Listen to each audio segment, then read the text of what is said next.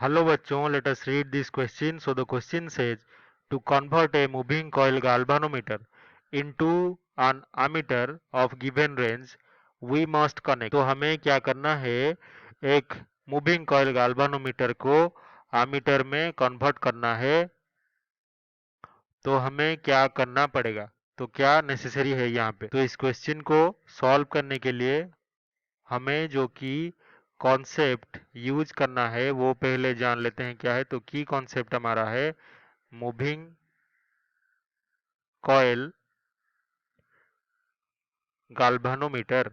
Galvanometer तो moving coil galvanometer में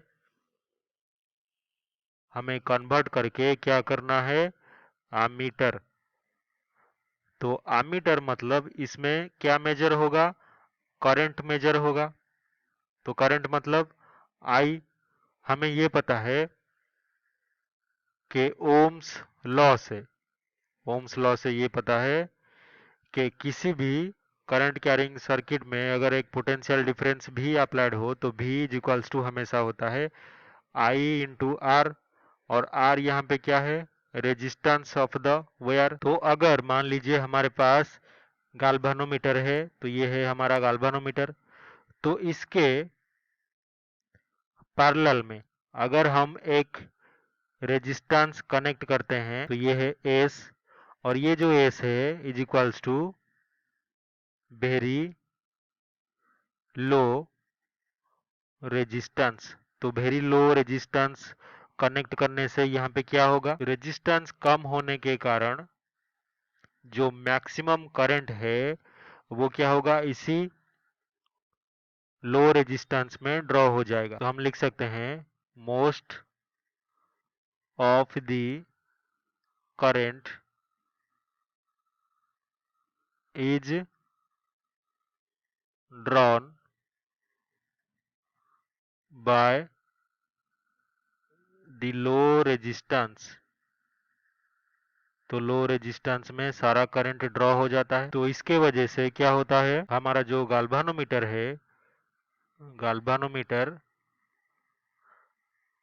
convert हो जाता है, converted into ammeter by connecting a very low resistance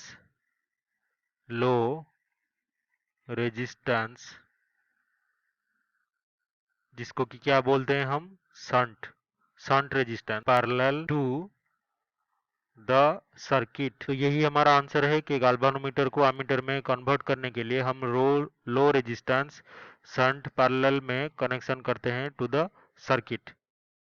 तो अगर फर्स्ट ऑप्शन में देखें, पहला जो ऑप्शन ए है suitable low resistance in series, तो ये गलत हो जाएगा।